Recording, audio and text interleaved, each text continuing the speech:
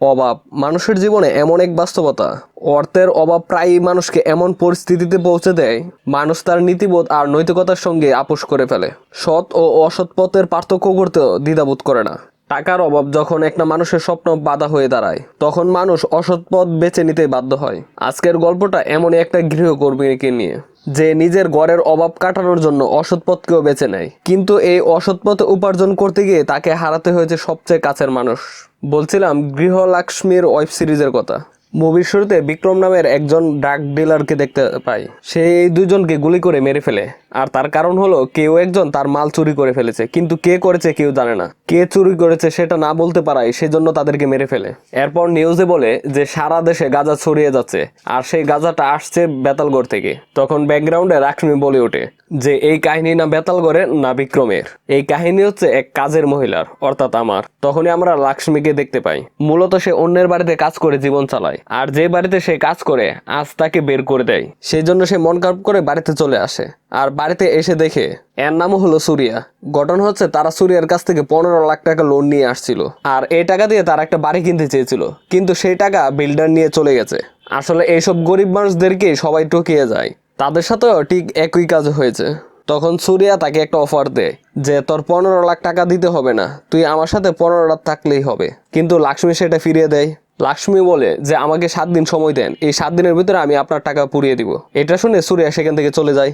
আসলে এখানে লাক্ষ্মীর হাজব্যান্ড সে হলো একজন নিকম্মা, সে কোনো কাজ করে না, সে সারা রাত মদকে দিন রাত পার করে দেয়, আর এই কারণে লাক্ষ্মীকে অন্যের বাড়িতে কাজ করতে হয়। তবে এই মিলাদের ভাই হিমান্ত সে আবার হাবিলদারের চাকরি করে, কারণ তার বাবাও পুলিশ ছিল, আর সে মারা যাওয়ার পর সেই চাকরিটা তার ছোট ছেলেকে দেয়। কিন্তু এটা মিলনের পছন্দ ছিল না যে সে থাকতে তার ছোট ভাইকে কেন চাকরিটা দিয়েছে।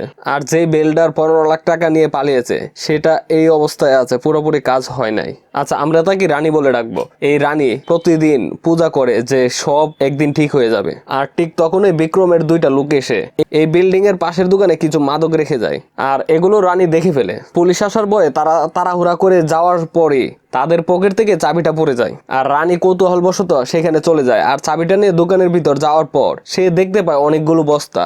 সে কৌতূহল হয়ে বস্তাগুলো খুলে, কিন্তু সে বুঝতে পারছিল না এগুলো কি। তবে সে এতটুকু আন্দাজ করতে পারছিল যে এই জিনিসগুলো হয়তো বা অনেক দামি হবে। তাই রানী সেখান থেকে একটা বস্তা নিয়ে চলে আসে, আর কিছুটা তার সাথে নিয়ে বাড়িতে চলে যায়। প্রথমে সে মেহেন্দি ভেবে হাতে লাগায়, কিন্তু সেটাতে কোনো কালার আসে না। তারপর সে চা জাল দিয়ে খেয়ে দেখে সেটা চাও না। এরপর রানী আগুনে পুরাই, সেখানেও কোনো কিছু বুঝতে পারছিল না, জাস্ট একটা গন্ধ পাচ্ছিল। রানী তো অনেকভাবে এক্সপেরিমেন্ট করে দেখলো, কিন্তু সে কোনোভাবে বুঝতে পারছিল না যে এই জিনিসটা কি।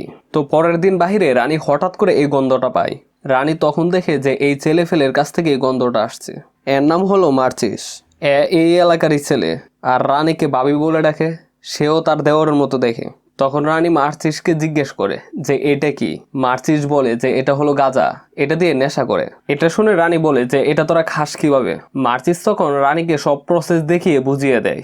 রানী বাসায় এসে মার্চিসের প্রসেস অনুযায়ী খেয়ে বুঝে যে এটা হলো গাঁজা।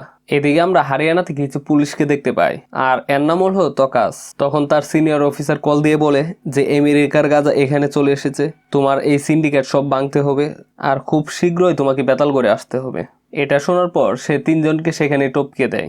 এদিকে রানী মার্চিসকে সেখানে নিয়ে আসে, আর কিছু গাঁজা তার হাতে ধরিয়ে দেয়। মার্চিস এটার স্মেল শুনে বলে যে ভাবি এটা তো বিদেশি, এগুলো তো এখানে পাওয়া যায় না, এটা তো ভাবি গাঁজার বাপ। এটা শুনে রানী বলে আচ্ছা এটা যদি আমরা মার্কেটে বিক্রি করতে পারি তাহলে কেজি প্রতি কত টাকা পেতে পারি। মার্চিস বলে দাঁড়াও ভাবি হিসাব করে নেই। তখন মার্চিস ক্যালকুলেট করার আগে রানী সেটা ক্যালকুলেট করে ফেলে। রানী অবাক হয়ে বলে যে 3.5 লাখ টাকা। এটা শুনে মার্চিস অবাক হয়ে বলে আরে ভাবি তুমি তো হিসাবে খুবই পাক্কা। আচ্ছা এখানে তো মিনিমাম 50 কেজি আছে, এই 50 কেজির দাম কত আসবে বলো তো। দাঁড়াও 1 মিনিট দেখি ক্যালকুলেট করে কত আসে। তখন মার্চিস ক্যালকুলেট করার আগে রানী সেটা ক্যালকুলেট করে অবাক হয়ে নিচে পড়ে যায়। তখন মার্চিস বলে কি হয়েছে ভাবি, কত টাকা হয়েছে বলো। তখন রানী বলে 1,75,00,000 টাকা। এটা শুনে তো মার্চিস আত্মহারা হয়ে যায়। তখন মার্চিস রানীকে বলে যে এগুলো বেচতে হবে, একজন আছে। এদিকে তকাস অফিসারকে বলে যে এই বেতালগড়কে আমি ভালো করে চিনি, এটা হলো মাদক ব্যবসার সবচেয়ে বড় জায়গা। বাহিরে যত গাঁজা সাপ্লাই হয় এর বেশিরভাগই বেতালগড় থেকে যাওয়া হয়, আর সবাইকে দেখাচ্ছে বিক্রম এখানে রাজা হয়ে কাজ করছে, কিন্তু আসল রাজা তো সে নয়, আসল রাজা তো দুবাইয়ে বসে আছে, সেখান থেকে সে কন্ট্রোল করছে, যার নাম কারিম গাজী। তো এখন তকাসের পরিকল্পনা হচ্ছে যে সে প্রথমে বিক্রমের লোকদেরকে ধরবে, আর তারপর বিক্রমকে ধরবে, আর কারিম গাজীকে দেশে আসার জন্য বাধ্য করবে। মূলত তকাস হলো একজন ইনকাউন্টার স্পেশালিস্ট, সে অপরাধীকে ধরে সোজা উপরে টপকে দেয়। তো এখানে রানী ব্যাকগ্রাউন্ডে বলে যে একদিকে আমি বেতাল করে ব্যবসা শুরু করতে যাচ্ছি, আর অন্যদিকে তকাস বেতাল করে আসছে ব্যবসা বন্ধ করার জন্য। তো এটাই দেখার পালা যে রানী কতটুকু আগাতে পারে। এরপর মার্চিস রানীকে সেই ক্লায়েন্টের কাছে নিয়ে যায় গাঁজা বিক্রি করার জন্য। তখন সে মার্চিসকে বলে, দেখ ভাই, এতগুলো আমি নিতে পারবো না, তুই বরঞ্চ ফেডিস নামের একজন সাপ্লাই আছে, তুই তার কাছে গিয়ে দেখতে পারিস। তার কথা মতন মার্চিস রানীকে নিয়ে ফেডিসের কাছে আসে। তখন ফেডিস তাদেরকে খুব অপমান করে আর সাফ সাফ বলে দেয় যে একজন কাজের মহিলার সাথে আমি ডিল করব। এটা শুনে রানী বলে যে আপনি শুধু আমাদের মালটা দেখেন, যদি পছন্দ না হয় তাহলে আমরা চলে যাব। তখন ফেডিস তাদেরকে চলে যাওয়ার জন্য বলে। তখন বাহিরে এসে মার্চিস রানীকে বলে যে ভাবি এখন কি করব। রানী বলে যে দেখ, কেউ আমাদের মাল তো কিনছেই না, সেজন্য আমরা নিজেরাই বিক্রি করব। তখন তারা বাড়ির ভিতরে সবকিছু গুছিয়ে নিয়ে বসে। তখন মার্চিস বলে যে ভাবি, সবকিছুর একটা ব্র্যান্ড লাগে, ব্র্যান্ড ছাড়া এগুলা কিভাবে বিক্রি করব।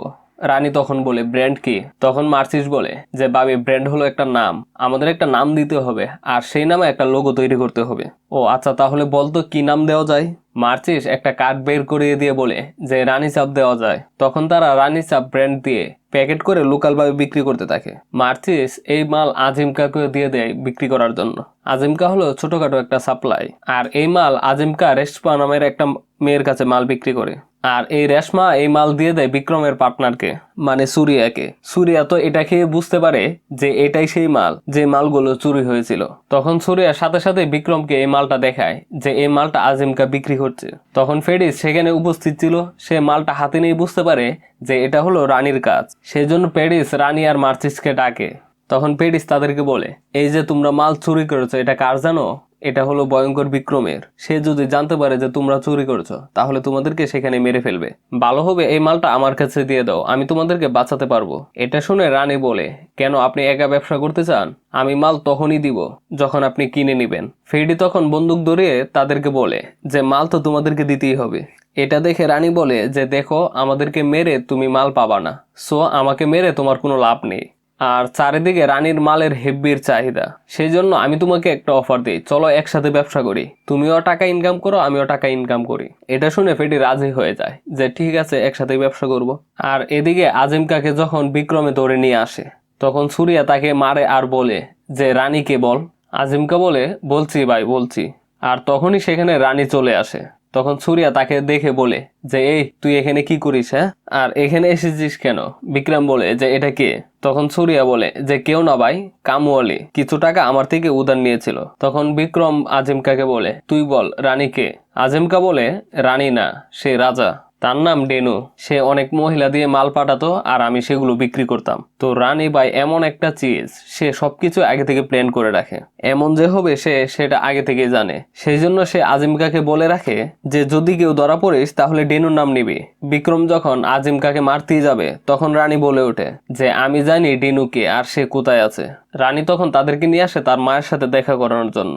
এই মহিলার ছেলের নাম ছিল ডেনু, সে বেঁচে আছে না মরে আছে কেউ জানে না। তখন সুরিয়া বুড়িকে ঠের দিয়ে বলে যে সে যেন সব সত্যি করে বলে দেয়, আর তার লোকদেরকে বলে দেয় যে সব জায়গায় খোঁজ রাখার জন্য। তখন রানী সুরিয়াকে তার অর্ধেক পাওনা টাকা দিয়ে দেয়। এটা দেখে তো সুরিয়া সন্দেহ করে যে এই অল্প সময়ে এত টাকা কোথায় পেল। আর কিছুক্ষণ পরে ফেডির কল আসে। রানী ফেডিকে বলে যে আমি যেভাবে হোক আমার পুরো মালটাকে বিক্রি করতে চাই, কারণ বিক্রম আমার পরিবার পর্যন্ত চলে আসছে আর আমি চাই না আমার পরিবারকে রিস্কে ফেলতে। ফেডি তখন বলে যে ঠিক আছে ভাবি, আমি ক্লায়েন্ট খুঁজে তোমাকে জানাবো। আর এরপরের দিনই ফেডি একজনের সাথে কল করে ডিল ফাইনাল করে। আর ডিল করার পর রানীকে কল দিয়ে বলে যে ডিল হয়ে গেছে, মাল রেডি তো ভাবি? রানী জিজ্ঞেস করে যে কোথায় আসবো। ফেডি বলে যে তাহলে আমি লোকেশন সেট করে তোমাকে বলছি। আর এখানেই তকাস তার টিম নিয়ে হাজির। তকাসের ডাকনাম হলো বলরাম। বলরাম তখন ফেডিকে সেখান থেকে ধরে নিয়ে যায়। সেজন্য ফেডিকে ছাড়ানোর জন্য বিক্রম চলে আসে। আর বিক্রম এসেই তাকে হুমকি হামকি দিতে থাকে। তাকে বলে যে এখানের জর্জ আমার কথা শুনে, আর তুমি তো সামান্য অফিসার, তাকে ছেড়ে দাও, সে আমার লোক। এটা শুনে বলরাম বলে যে তোমার আইন নিয়ে যে ভুল ধারণা আছে না, এটা আমি ভেঙে দিব, আর তোমার যে মুখোশ সেটা আমি সবার সামনে নিয়ে আসবো। তারপর তোমার যে বেআইনি বাবা আছে না দুবাইতে, তাকেও ইন্ডিয়াতে নিয়ে আসবো। সেই জন্য সে বিক্রমকে ছেড়ে দেয়। এদিকে রানী মার্চিসকে নিয়ে কাজে লেগে পড়ে। সে সবগুলো প্যাকেট করতে থাকে। এখানে মার্চিস আবার তলে তলে রানীকে পছন্দ করা শুরু করে। মানে সে মুখে মুখে ভাবি বললেও তার কিন্তু শখ অনেক আছে। তবে রানী আবার তার কথার কোনো পাত্তাই দেয় না, কারণ সে তার কাজ নিয়ে খুব টেনশনে আছে। তাই কোনো কিছুর পাত্তা দেওয়ার সময় এখন নেই। এদিকে সুরিয়া পেডিকে বলে যে মার্কেটে রানী আসাতে আমাদের গোলাপ ব্র্যান্ডের লসে যাচ্ছে। তার উপর বালরামের নজরও আমাদের উপর।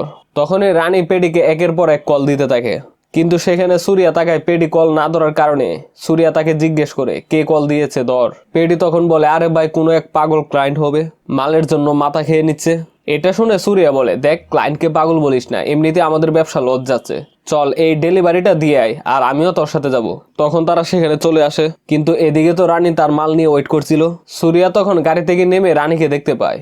রানীকে বলে আরে বাবা তুমি এখানে, তুমিও কি গাঁজা খাও নাকি? তখন রানী বলে হ্যাঁ আমি সেটাই নিতে এসেছি। তখন ফেডিও অভিনয় করে বলে এই মাল নাও আর টাকা দাও। কিন্তু সেখানে বস্তা দেখে সুরিয়া বলতে থাকে যে এটা কিসের বস্তা? তখন রানী বলে এটার ভিতরে কাপড় আছে। সুরিয়া বলে তাই নাকি, আচ্ছা দেখাও তো দেখি কি কাপড় আছে। সুরিয়া যখনই বস্তা খুলতে যাবে তখনই রানী বলে এখানে লেডিস কাপড় আছে, দেখানো যাবে না। সুরিয়া বলে ও আচ্ছা আচ্ছা ঠিক আছে, তাহলে চলো আমি তোমাদেরকে বাড়ি পৌঁছে দিচ্ছি। কিন্তু রানী বলে না না আমি একাই যেতে পারবো, আপনার সাহায্যের কোনো প্রয়োজন নেই। কিন্তু সুরিয়া তাকে জোর করে গাড়িতে ওঠায় আর বাড়িতে নিয়ে যায়, আর তাদেরকে নামিয়ে দিয়ে সে সেখান থেকে চলে যায়। তো আজ সুরিয়ার জন্য পেডিও মালগুলো নিতে পারেনি, আর রানীও সেই মালগুলো দিয়ে মুক্ত হতে পারেনি। এখন মাল যেহেতু বাড়িতে নিয়ে চলে এসেছে, রানী এই মালগুলো কোথায় রাখবে সেটাই ভাবতে থাকে। তখনই মিলন আর মিলনের মা বাইরে চলে আসে। মিলনের মা বলে দেখলি তোর বউ দিন দুপুরে ছেলে নিয়ে ঘুরে বেড়ায়, আমি তোকে বলেছিলাম না সে কোনো একটা উল্টাপাল্টা কাজ করছে, এখন নিজেই দেখে নে। মিলন বলে মা তুমি ঘরে যাও তো, আমি কথা বলছি। এরপর মিলন রানীকে বলে যে তুমি কোথায় ছিলে আর কি করছিলে বলো। রানী বলে যে আমি টাকা ফেরত দিয়ে এসেছি। এটা শুনে মিলন বলে যে এত টাকা তুই কোথা থেকে নিয়ে আসলি? রানী বলে বলেছিলাম না যে আমি আর মার্চিস নতুন একটা ব্যবসা করেছি, সেই কাজের টাকায় অ্যাডভান্স পেয়েছিলাম। এটা শুনে মিলন বলে যে তাহলে টাকাগুলো আমাকে দিলে না কেন? রানী বলে কেন, তোমাকে টাকা দিব কেন? আর সুরিয়ার কাছ থেকে যে টাকাগুলো নিয়ে এসেছিলে সেগুলো কি দিতে হবে না? ও তোমার কি, তোমার তো কিছুই না, কিন্তু তোমার বউকে সুরিয়া আজে বাজে কথা বলে, খারাপ প্রস্তাব দেয়, তাতে তো তোমার বিন্দুমাত্র লজ্জা হয় না? তুমি তো তোমার মদের গ্লাসে ডুবে থাকো, আর টাকা তোমাকে দিলে কি করতে? তুমি তো সেই টাকা দিয়ে আবার মদই খেতে। যদি এই টাকাগুলো না দিতাম তাহলে আর আমরা দাঁড়ে ডুবে থাকতাম। মিলন বলে আমি কিছুই করি না, তাহলে ঘরে বাতাসে কিভাবে? রানী বলে সবাই জানে যে কে নিয়ে আসে, হিমাদ আনে এই সব কিছু, তাই তোমার ভাইয়ের সাথে এইসব কিছু তুলনা করতে যেও না, কারণ তুমি তার মতো কখনো হতেই পারবে না। আর তুমি যে তার চাকরি নিয়ে হিংসা করো, সেই চাকরিটা তো তুমি পেতেও না, পেলেও খুব নিচু পোস্টের পেতে, কারণ তুমি বেশি পড়াশোনা করোনি, তাই খামোকা নিজের বাইকে হিংসা করো না। তো এখানে দুজনের মধ্যে খুব ঝগড়া হয়, আর মিলন রানীকে মেরে সেখান থেকে চলে যায়। এদিকে বালরাম প্ল্যান করে যে বিক্রমের যত লোক আছে তাদের সবাইকেই ধরবে, আর তার যত জায়গায় কাজ চলছে সব জায়গায় আমরা রেড মারবো। সেই মতনই তারা কিছু জায়গায় রেড দেয়, আর কিছু ছেলে ফেলে আর কিছু গাঁজা নিয়ে আসে। এদিকে রানীর শাশুড়ি তাকে আজে বাজে কথা বলে অপমান করছিল। তখন রানী তার শাশুড়িকে বলে যে মেথির লুটি খাবেন, থামেন আমি মেথির লুটি বানিয়ে দিচ্ছি। সে লুটিতে গাঁজা মিশিয়ে দিয়ে লুটি বানিয়ে তার শাশুড়িকে দেয় খাওয়ার জন্য, আর সে ইচ্ছে মতনে খাওয়া শুরু করে। এদিকে সুরিয়া বিক্রমকে বলে যে ভাই আমাদের অনেক লোক ধরা পড়েছে, উকিল বলছে সময় লাগবে তাদেরকে ছাড়তে। বিক্রম বলে আরে এই বালরামের সমস্যা কি? আচ্ছা শোন, ব্যবসা কিছুদিনের জন্য ডাউন করে দে, আর গোডাউনে সিকিউরিটি বাড়িয়ে দে। অন্যদিকে তো রানীর শাশুড়ি নেশা করে রানীর গুণগান গাচ্ছিল। এসব শুনে মিলন বলে যে রানী তুই কি মায়ের উপর কালো জাদু করেছিস নাকি? তখন ফেডি রানীকে কল দিয়ে বলে যে আমরা একটা ক্লায়েন্ট পেয়েছি, সবগুলো মাল একসাথে কিনবে, আমি তোমাকে লোকেশন দিয়ে দিচ্ছি, সেখানে কিন্তু তোমার একাই যেতে হবে, আমি কিন্তু যেতে পারবো না, কারণ আমার উপর পুলিশের নজর আছে। তখন রানী মাচিসের হেল্প নিয়ে সেখানে চলে যায়। রানী এই মালগুলো একা একা টেনে ভিতরে নিয়ে আসে। রানী তো বাড়ির ভিতরে ঢুকে অবাক হয়ে তাকিয়ে থাকে, কারণ বিশাল বড় বাড়ি, রাজকীয় পরিবেশ, সে এরকম আগে কখনো দেখেনি। এদিকে মিলন হিমান্তকে বলে আমি সবসময় ভাবতাম যে এই ঘরের মধ্যে যা আছে তার প্রথম অধিকার সবসময় আমারই হবে, কারণ আমি বড়, কিন্তু এইসবের চক্করে আমি তোর থেকে সবকিছু চিনিয়ে নিয়েছি, আর তুইও চুপচাপ আমাকে দিয়ে দিতি। যখন বাবার চাকরির কথা হচ্ছিল তখন আমি ভাবতাম সেটা আমি পাবো, কিন্তু সেটা তুই পেয়েছিস। পরে যখন সেই চাকরিটা আমি পাইনি, সেজন্য আমার বড় হওয়ার স্বপ্নের মধ্যে আঘাত পায়। হিমান্ত বলে ভাই তুমি এমন ভাবে বলছো কেন, আমার যা আছে তা তো সব তোমারই। মিলন বলে হ্যাঁ ঠিক, এই কাজটাই আমি করতে পারি না, আমার যা আছে তা সব তোর, এটাই আমি ভাবতে পারি না, আমি আসলে খুব স্বার্থপর রে, আমি জীবনে হেরে গেছি ভাই। দেখ তোর ভাবিকে আমি আজ পর্যন্ত কিছুই দিতে পারিনি, শুধু কষ্ট ছাড়া। এদিকে রানীকে খুব আপ্যায়ন ভাবে গড়ে নিল এই বেটা। নেওয়ার পর জিজ্ঞেস করলো কি খাবেন। রানী বলে আমি তো এসব কিছু খাই না, আমার আঙ্গুরের জুস খুব পছন্দ। তখন এই বেটা আঙ্গুরের জুস নিয়ে আসলো। রানী তাকে বলে যে আপনার বাড়িটা অনেক সুন্দর, আর আপনি কি কাজ করেন। এই বেটা বলে আপনি যা করেন আমি তাই করি, তবে পার্থক্য হচ্ছে আপনি সাপ্লাই করেন লোকাল লোকদের কাছে আর আমি সাপ্লাই দিই বলিউড স্টারদের কাছে। রানী বলে যে আমি কি আপনার বাড়িটা দেখতে পারি। তখন এই বেটা বলে হ্যাঁ শিওর, চলেন ঘুরিয়ে দেখাচ্ছি। এদিকে মিলন বলতে থাকে ভাই এই যে গরিব মানুষ হয় না, এরা গরিবি থেকে বের হয়ে আসতে আসতে তারা অনেক কিছু হারিয়ে ফেলে, আর আমার মনে হচ্ছে আমি রানীর উপর অনেক দায়িত্ব দিয়ে ফেলেছি, আর সে সেই দায়িত্ব পালন করতে করতে কোনো ভুল রাস্তায় চলে যাচ্ছে। এটা শুনে হিমাদ বলে কি করছে ভাবি।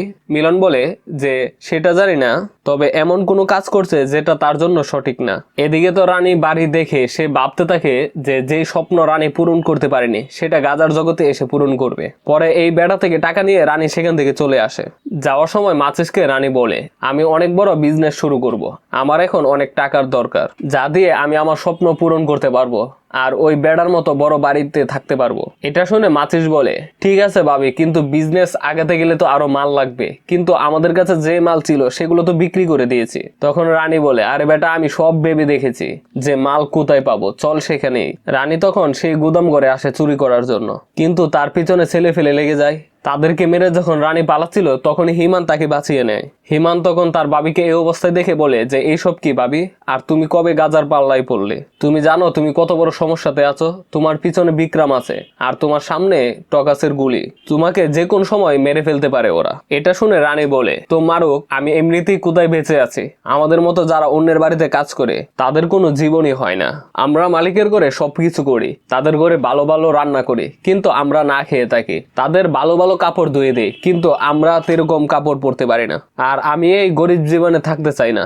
যখন আমার বাচ্চা আসবে তখন আমি তাকে এই গরিব জীবন দিতে চাই না, তাকে আমি অনেক সুন্দর করে বড় করতে চাই, আর সেই জন্য এই সুযোগ আমি হাতছাড়া করব না। আমি আমার বাচ্চাকে তার বাবার মতো পিয়ন বা তোমার মতো কনস্টেবল বানিয়ে রাখবো না। এটা শুনে হিমান্ত বলে যে আচ্ছা ঠিক আছে, এই টাকাগুলো তাহলে এখন আমার কাছে থাকবে, আর আমি এই সব কিছু তোমার ব্যাপারে বাইকে খুলে বলছি।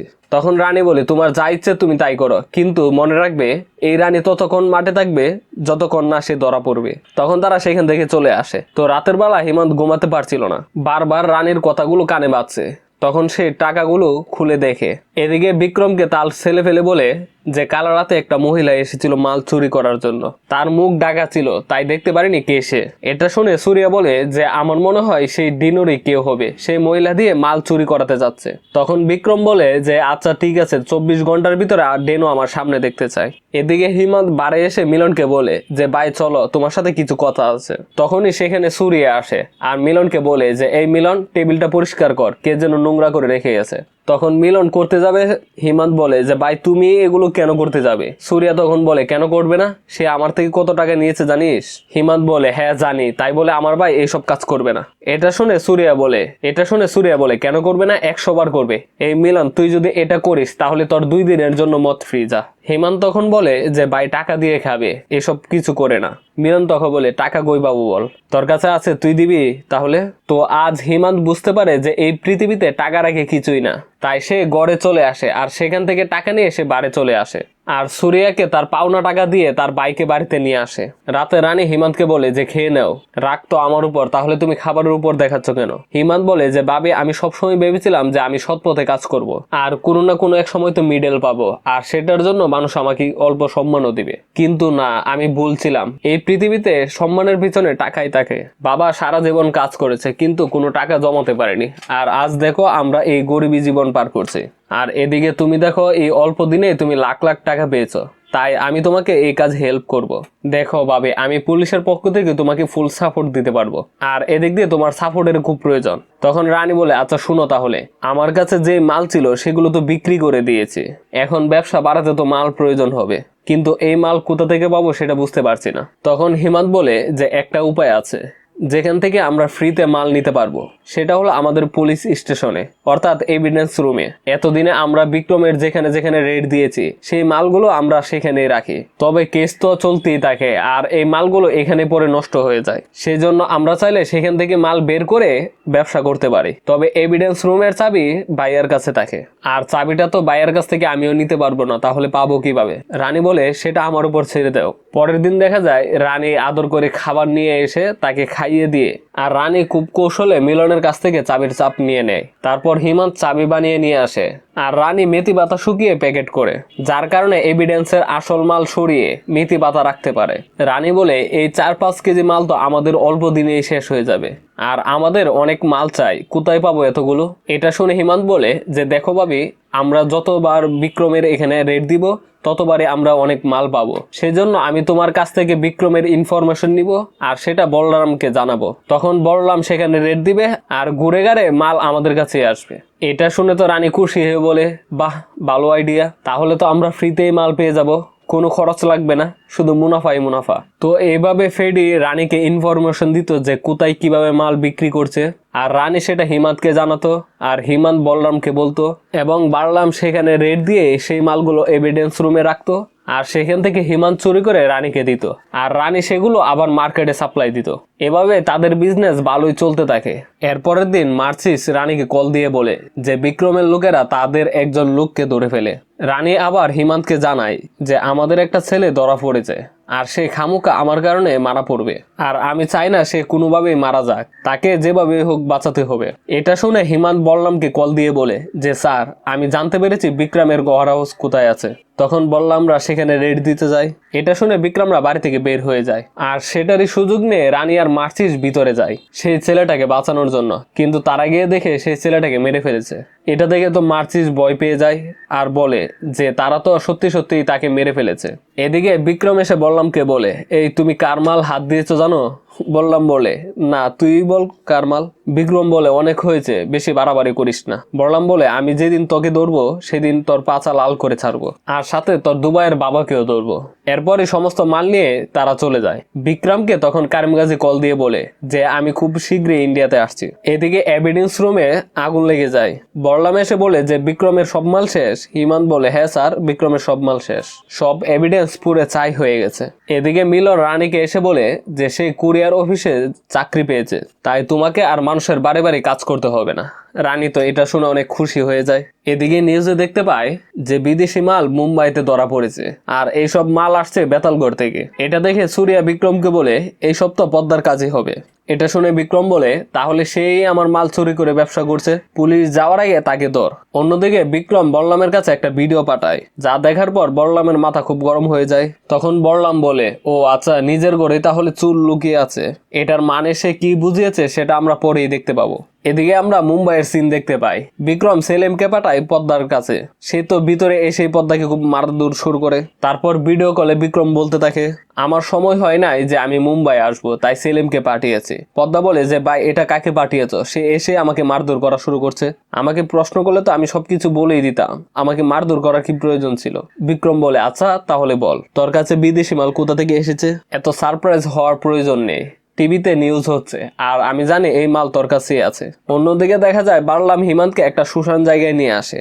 বলরাম হিমান্তকে বলে যে আচ্ছা বলতো, বিক্রম তোকে কত টাকা দিয়েছে এভিডেন্স রুম পুরানোর জন্য? হিমান্ত বলে, কি বলছেন স্যার, কিসের টাকা? তখন বললাম হিমান্তকে ভিডিওটা দেখায় যেখানে হিমান্ত আগুন লাগাচ্ছিল। আর এদিকে এই বেড়া বলে যে রানী নামের একজন আসছিল আমাকে মাল দেওয়ার জন্য। এটা শুনে বিক্রম বলে যে আরে রানীটাকে, শুধু তার নামই শুনে যাচ্ছি। তখন এই বেড়া বলে যে আমার কাছে তার একটা ভিডিও আছে, আমি এখনই তোমাকে দিচ্ছি। আর এদিকেও বললাম যখন হিমান্তকে মারছিল তখনই রানীর কল আসে। বললাম হিমান্তকে বলে যে কল ধর আর লাউড স্পিকার দে। কল ধরার সাথে সাথেই তো রানী বলে ওঠে যে হ্যালো হিমেন, পদ্মার ধরা পড়েছে আর সে তো আমার কথাই বলে দিবে যে বিদেশি মাল আমি সাপ্লাই করি। এটা শুনে তো বলরামের মাথা গরম হয়ে যায় আর বলে যে এই খেলায় আর কতজন আছে বলতো।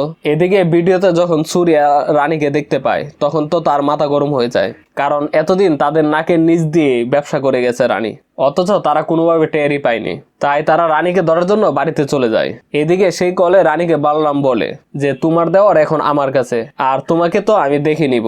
এটা শুনে রানী বলে যে আপনি আমার পরিবারের কোনো ক্ষতি করবেন না, আমি নিজে আপনাকে আত্মসমর্পণ করব।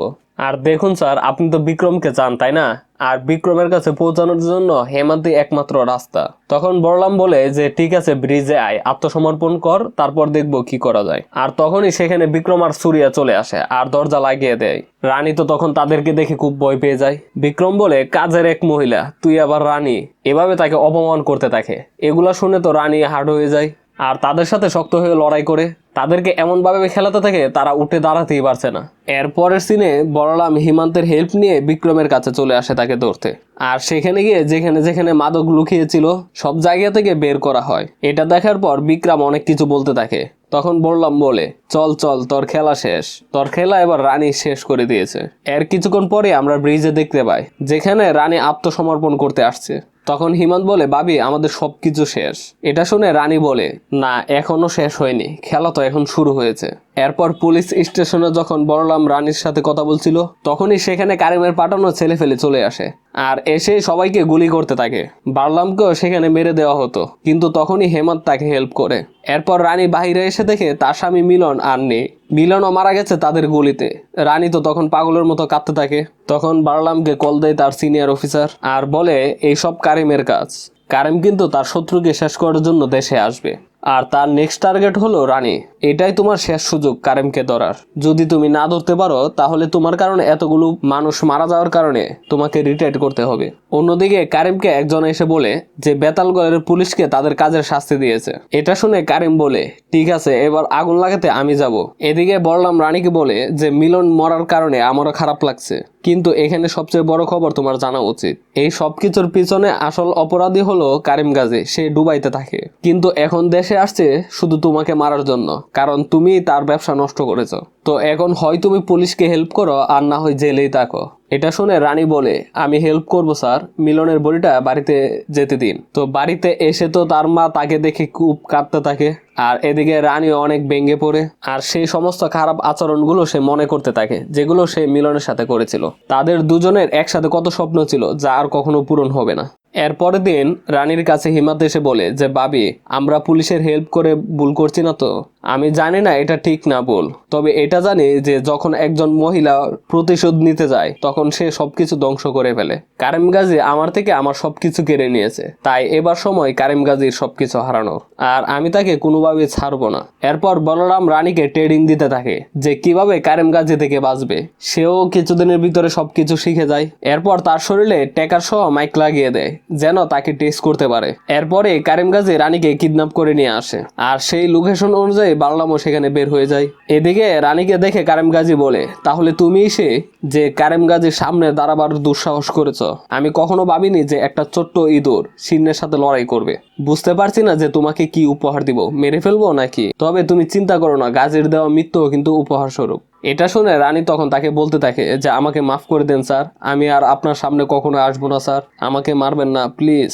আর তখনই বলরামরা সেখানে চলে আসে আর এসে দেখে শুধু সেখানে রানী আছে, কাজিম গাড়িরা সেখান থেকে চলে গেছে। এদিকে রানী তখন কান্না করছিল আর তাকে বলছিল যে, স্যার একটু হলে আমি মরে যেতাম, আমি আপনার জন্য সবকিছু করেছি, কিন্তু সে আমাকে বন্দুক দেখিয়ে চলে গেছে। কিন্তু রানীকে দেখে এটা বোঝা যাচ্ছিল যে কিছু তো একটা করেছে সে, তবে কি করেছে সেটা তো আমরা পরে জানতেই পারবো।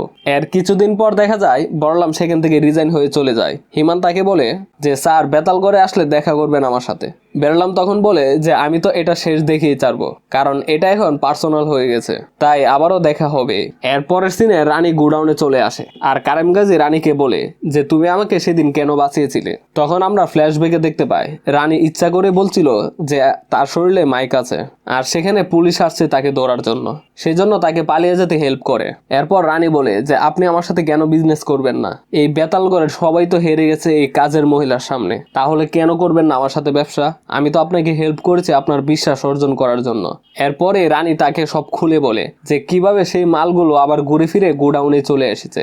বলরাম যখন যে মালগুলো ধরতো বিক্রমের কাছ থেকে, সেই মালগুলো ট্রাকে করে রানীর কাছে নিয়ে যেত আর রানী সেখানে মাল রেখে মেথি পাতা ট্রাকে ভরে দিয়ে দিত। এগুলা দেখে কারিম গাজী রানীকে বলে, আচ্ছা সবই তো বুঝলাম, কিন্তু তোমার সাথে যদি আমি ব্যবসা করি, পরে যদি তুমি আমাকে ধোকা দাও তাহলে? রানী বলে, রাজাকে রানী কখনোই ধোকা দেয় না, তাই আমাকে আপনার রানী করে রেখে দিন। এর পরের সিনে দেখা যায় কারিম গাজী তাকে রানী করে নিয়ে আসে বেতালগড়ে, আর সে এখন বেতালগড়ের সবচেয়ে বড় মাফিয়া হয়ে গেছে। এরপরে সেখানে রানী কাজিম গাড়িকে বলে যে, মনে আছে সেদিন পুলিশ স্টেশনে গোলাগুলি করেছিলেন, সেখানে আমি আমার খুব কাছের মানুষকে হারিয়েছি, আমি আমার স্বামীকে হারিয়েছি, তো আজ সেই হিসাব বরাবর হবে। তখনই রানী তার দিকে বন্দুক তাক করে আর তাকে সেখানেই মেরে ফেলে তার স্বামীর প্রতিশোধ নেওয়ার জন্য। ক্লাইম্যাক্সে আমরা বেতালগড়ে নতুন একজনকে আসতে দেখি। সে বলছিল যে বেতালগড়ে কোনো রানী কিভাবে রাজ করতে পারে। আমি ফিরে এসেছি, বেতালগড়ের আসল বেতাল। আর এর সাথে গল্পটা এখানেই শেষ হয়ে যায়। তো ক্লাইম্যাক্স দেখে বোঝা গেছে যে এর দ্বিতীয় সিরিজ আসবে, আর সেখানে হয়তোবা দেখা যাবে রানী আর বেতালের নতুন লড়াই। আর সেই লড়াইয়ে কে জিতবে সেটা দেখার জন্য আমাকে সাথে রাখুন। সেটা যখনই আসবে আমি আপনাদের জন্য এক্সপ্লেন করার চেষ্টা করব। সো এই গল্পটা আপনাদের কাছে কেমন লেগেছে সেটা কমেন্ট করে অবশ্যই জানাবেন। দেখা হবে নেক্সট কোনো ভিডিওতে। সে পর্যন্ত ভালো থাকবেন, সুস্থ থাকবেন। Good bye.